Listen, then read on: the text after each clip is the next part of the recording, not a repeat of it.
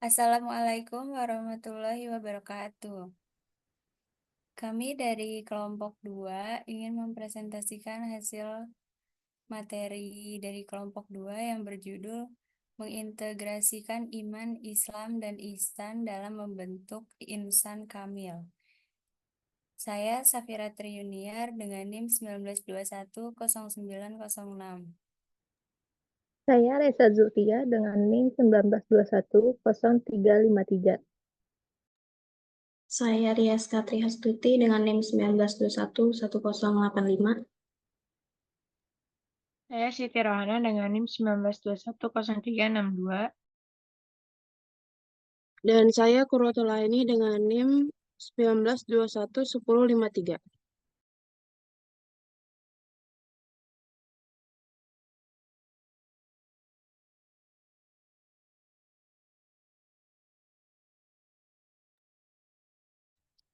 Pendahuluan. Konsep Islam, iman, dan ihsan dalam membentuk insan kamil, manusia sempurna. Di dalam agama Islam, agama Allah itu memberikan kepada Nabi Muhammad SAW untuk dibagikan kepada seluruh manusia. Agama ini mengandung akidah-akidah ibadah, muamalah, yang menentukan bagaimana pikiran, perasaan, dan tindakan untuk menghasilkan kata hati. Islam terdiri dari 3 hal, yaitu iman, Islam, dan ihsan. Islam membahas masalah lahir dan iman membahas masalah batin. Dan ihsan itu mencakup dari keduanya. Ali bin Abi Thalib mengemukakan tentang keutamaan iman, Islam, dan ihsan. Sahabat Ali berkata, sesungguhnya iman itu terlihat seperti sinar yang putih. Apabila seorang hamba melakukan kebaikan, maka sinar tersebut akan tumbuh dan bertambah sehingga hati berwarna putih. Sedangkan kemunafikan terlihat seperti titik hitam, maka bila seorang melakukan perkara yang diharamkan, maka titik hitam itu akan tumbuh dan bertambah hingga hitamlah warna hati.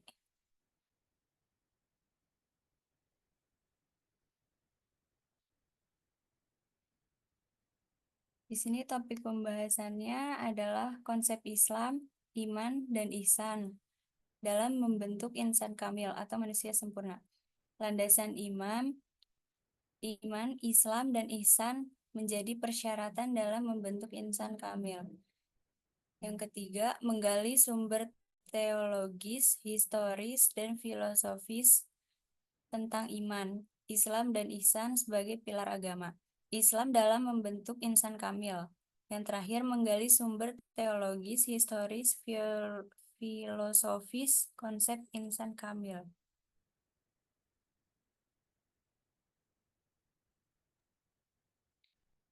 Konsep Islam, iman, dan ihsan dalam membentuk insan kamil. Pengertian insan kamil. Ia manusia yang sempurna dari segi wujud dan pengetahuannya. Kesempurnaan wujudnya ialah karena dia merupakan manifestasi sempurna yang pada dirinya tercermin nama dan sifat Tuhan secara utuh. Adapun kesempurnaan dari segi pengetahuannya, karena dia telah mencapai tingkat kesadaran tertinggi, yakni menyadari kesatuan esensi dengan Tuhan. Abdul Karim Al-Jili membagi insan kamil atas 3 tingkatan. Yang pertama, al-bidayah, merealisasikan asma dan sifat ilahi pada dirinya. Yang kedua, at-tawasuh, sebagai orbit kehalusan sifat kemanusiaan terkait dengan realitas kasih Tuhan, al-haqaik, ar-rahmaniyah. Yang terakhir, al-hitam, insan kamil telah dapat merealisasikan citra Tuhan secara utuh. Next.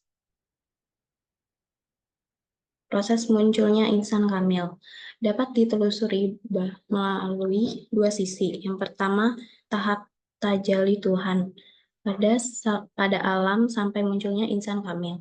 Yang kedua, melalui makomat yang dicapai oleh seorang sampai pada kesadaran tertinggi yang terdapat pada insan kamil. Tajalli Tuhan terdiri dari 2 bentuk. Yang pertama, tajalli gaib atau tajalli zati yang berbentuk penciptaan potensi. Yang kedua, tajalli syahudi, penampakan diri secara nyata. Tajalli zati terdiri dari dua martabat. Yang pertama, martabat ahadiyah, dan yang kedua, martabat wahidiyah. Proses penciptaan alam. Pada tahap awal, Tuhan menghendaki adanya alam terjadi dari iradat suci. Itu suatu hakikat yang disebut haba. Kemudian Allah Subhanahu bertajli dengan nurnya pada haba itu, yang oleh ahli pikir disebut al-huyulah al-kul.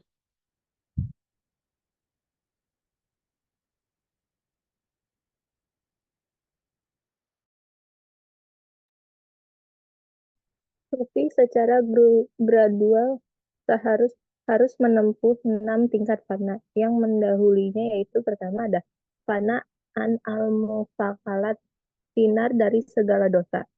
Bahwa semua tindakan yang bertentangan dengan kaidah moral sebenarnya berasal dari Tuhan juga. Kedua, fana an afinal al-ibad, sinar dari tindakan-tindakan hambanya. Bahwa segala tindakan manusia pada hakikatnya dikendalikan oleh Tuhan dari balik tabir alam semesta. Ketiga, fanaan sifat al-makhluki, sinar dari sifat-sifat makhluk. Bahwa segala atribut dan kualitas wujud mungkin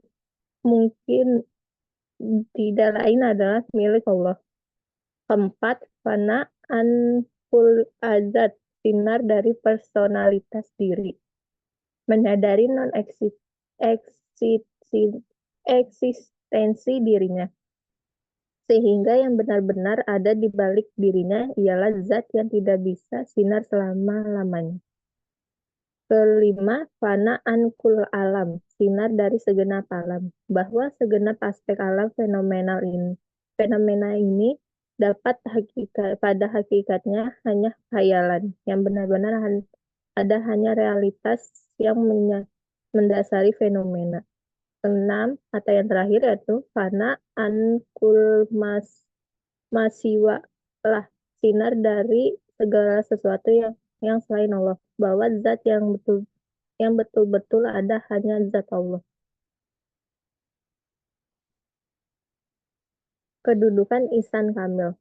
Secara fisik, Ihsan Kamil tidak berbeda dengan manusia lainnya, tetapi secara mental dan spiritual ia hanya memiliki kualitas yang lebih tinggi. Ihsan Kamil berfungsi sebagai khalifah di bumi, mewujudkan kemakmuran dan keadilan. Ia merupakan wadah tajelil Tuhan, berperan penting dalam menjaga tataan kehidupan dan menyebarkan kebaikan. Dapat kami pahami bahwa Ihsan Kamil adalah wadah tajelil Tuhan yang berfungsi sebagai wali tertinggi dan khalifah. Sebagai wadah tajelil Tuhan yang menyebabkan alam terbentuk dan lestari. Sebagai khalifah, ia berfungsi sebagai wakil Tuhan di bumi untuk membawa keadilan, kemakmuran, dan kedamaian. Dan sebagai khutbah, ia adalah sumber pengetahuan gaib yang tidak pernah habis.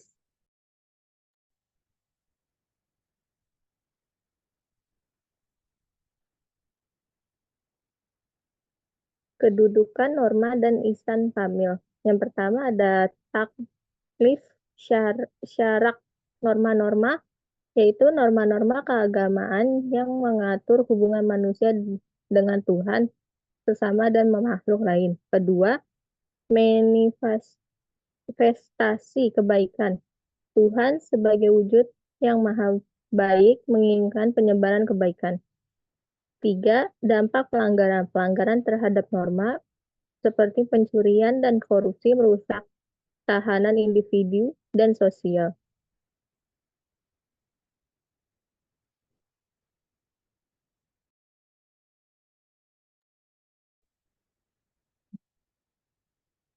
Selanjutnya landasan Islam, iman, dan ihsan menjadi persyaratan dalam membentuk insan kamil. Di sini terdapat 3 landasan, yaitu yang pertama, Ketiga unsur penting tersebut merupakan kesatuan yang utuh dan saling melengkapi dalam membentuk insan kamil. Dikarenakan syarat ihsan tersendiri secara lahiriah, yaitu harus dengan iman dan Islam.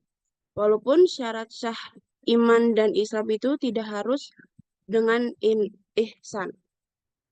Yang kedua, ada kewajiban dan larangan. Setiap individu wajib hukumnya untuk selalu melaksanakan kewajiban dan menjauhi larangan Allah Subhanahu wa Ta'ala dengan kesadaran penuh untuk mencapai ihsan yang sejati. Yang ketiga, ada manifestasi kesempurnaan. Di sini, iman dijadikan sebagai landasan, lalu Islam dijadikan sebagai manifestasi, dan ihsan sebagai puncak kesempurnaan dalam pengembangan diri menuju insan kamil.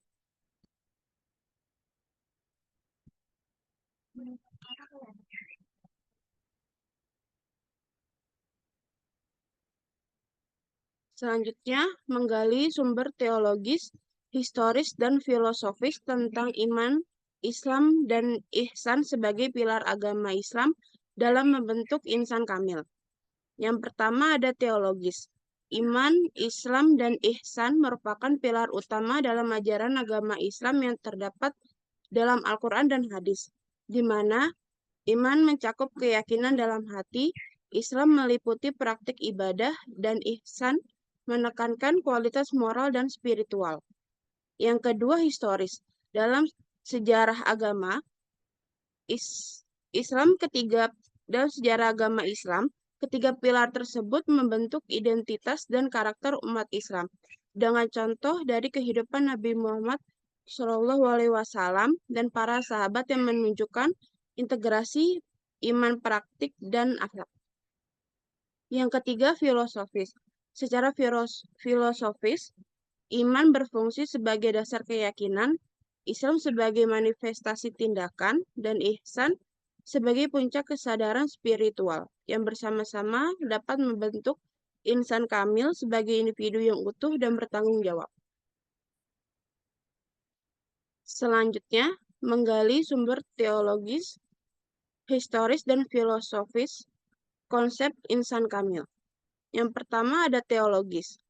Konsep insan kamil berakar dari ajaran agama Islam yang menekankan kesempurnaan manusia sebagai manifestasi sifat-sifat Tuhan, seperti yang dijelaskan oleh Syekh Ibn Arabi.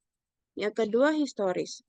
Istilah ini pertama kali diperkenalkan pada abad ke-14, menggambarkan dua jenis manusia, yaitu insan kamil dan monster setengah manusia, menekankan pentingnya pencapaian spiritual.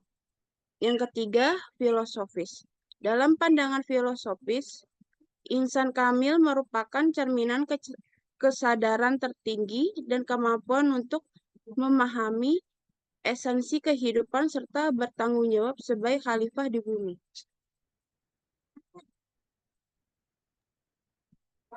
Selanjutnya, lanjutan dari menggali sumber teologis, historis, dan filosofis konsep insan kamil.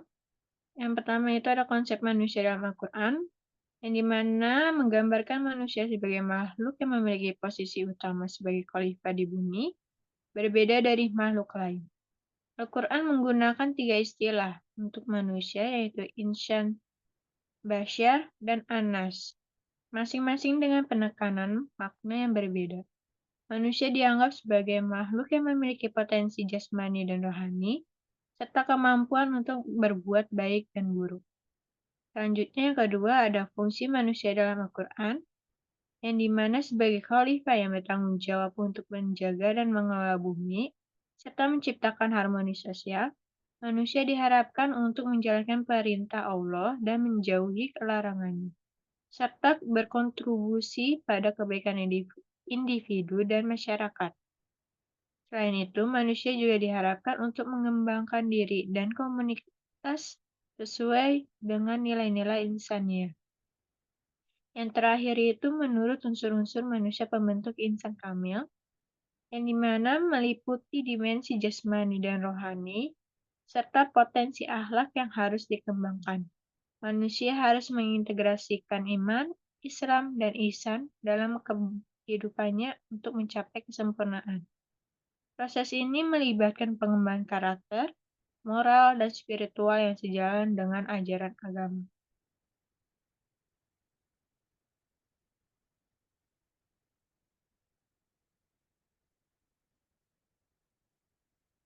Di sini ada dalil hadisnya yang dimana wa iz qala rabbuka lil malaikati inni jailun fil ardi khalifah qulu ataj'alu fiha mayyus yufsidu fiha wa yasfikut dima wa nahnu nusabbihu bihamdika wa nuqaddisu lak qala inni a'lamu ma la ta'lamun, yang dimana ada pada surat Al-Baqarah ayat 30.